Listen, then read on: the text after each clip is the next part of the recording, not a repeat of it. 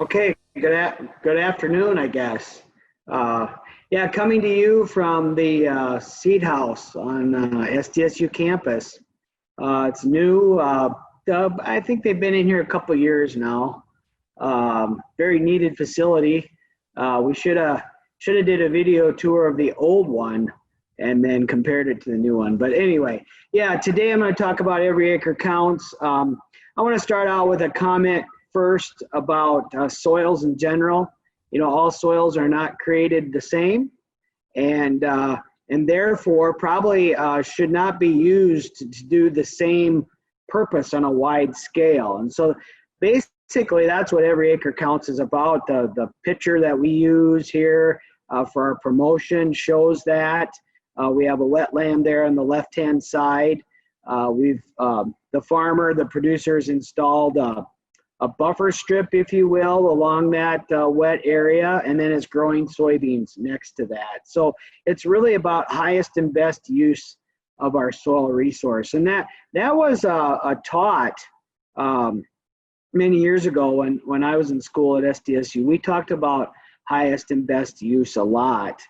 And then precision farming came in and kind of took over that, if you will, and you know how things come and go. And so that's what happened. But anyway, it's a partnership between the South Dakota Second Century Habitat Fund, USDA, and SDSU Extension is the administering the program. The money comes from the Second Century Habitat Fund and USDA NRCS locally within South Dakota. The program directors are Dr. Matt Dearson in the economics area there, and myself. So here's our contact information. I'm gonna be sharing that again at the end. So the goals of the project are to improve on-farm profitability, providing diversity and ecosystem benefits by using precision ag technologies to help empower producers to make informed management decisions for every acre of their operation. We would expect our outcomes to be information that is provided to these producers would help improve their return on investment, as well as enhance their land management approaches that would benefit land sustainability and our natural resources such as water and soil. So how are we going to do this? Well, the program is basically, I've divided it or outlined in these 10 steps. You know, we want producers to work with, of course, and I have program areas listed here, cooperators in our program areas. It was just voted to expand our program area. A group that I work with is deciding how far to expand it in the state, but I'm really confident it will be all of East River and some of the important habitat areas in the West. We need to get their precision records. We need to look at their variable costs because if we're going to do on-farm analysis, we really need to make sure that those numbers are real. And so that the reports that we provide back to the producers are their reports. They're germane to their operation. We'd like to get 3 years, but 4 or 5, even up to 10 would be really good. We have a precision software that we're using. We're not endorsing that software. It's the software that will do what we want it to do. So that we can use all that precision information at the farm level to locate our marginal lands. We want to offer the producer alternatives. It's basically a list of forages based on plant species that are suitable for our marginal lands. And I'll discuss those marginal lands a little bit later. We want to assess the profitability on these areas with the marginal lands removed so that we can see the improvement in profitability across their fields. There might be other programs that we could tap into to help them financially support that conversion of once what they were cropping into an alternative, basically forage-based system. And this is an educational program. We want to share information with other producers. While we will not share confidential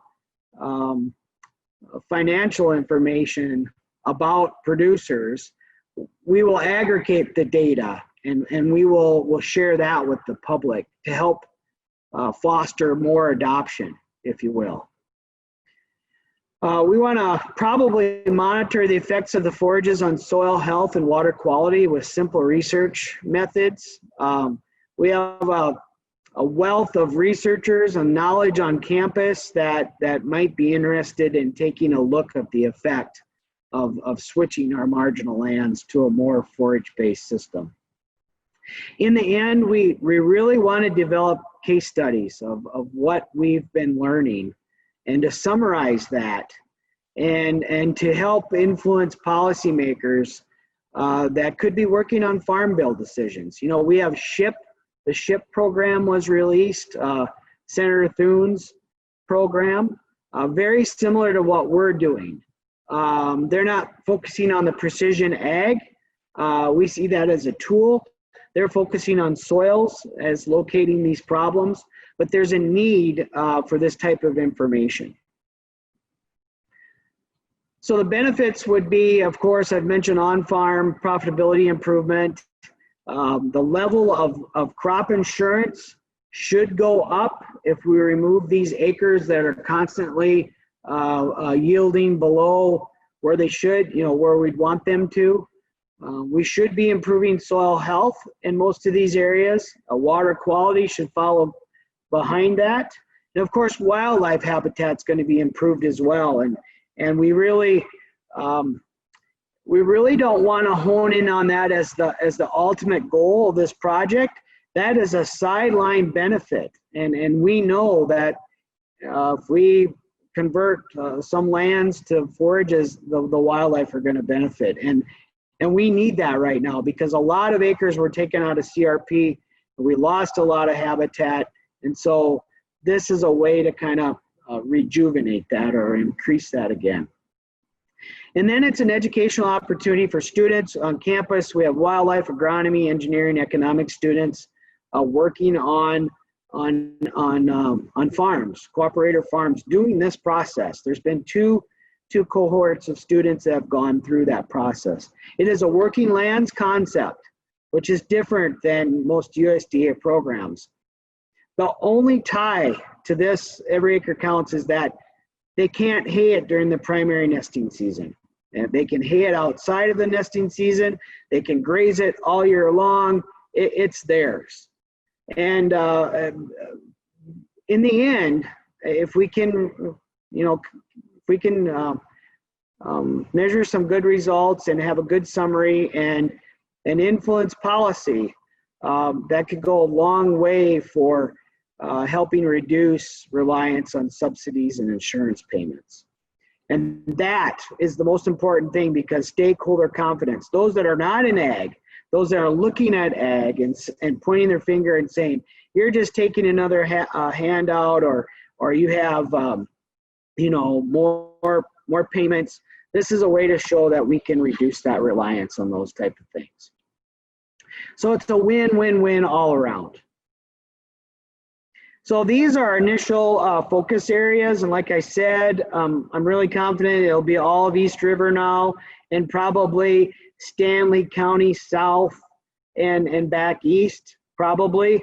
But I don't get to draw the line this time. But anyway, we're really looking at eroded soils, salty soils, and marginal wetland soils. Those are our marginal acres. And we have we have an oversupply of salty soils in the Jim River Valley. And so there's plenty of acres that can go into Every Acre Counts. So it's a 5-year program. There's a $150 incentive payment per acre paid over 5 years.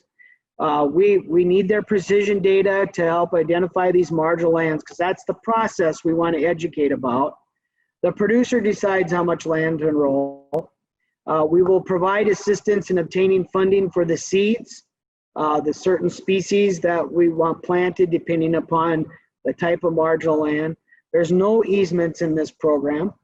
Again, it's working lands, grazing allowed all year long, harvesting outside of the primary nesting season, and hunting is regulated by the producer or the landowner.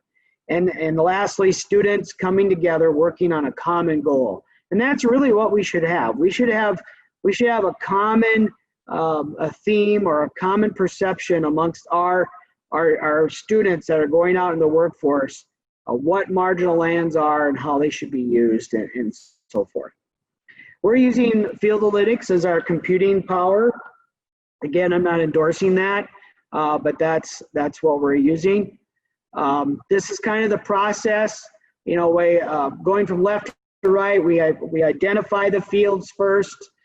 We get the yield maps and we clean up that data because generally yield maps have a lot of messy data in them and they need to be cleaned up.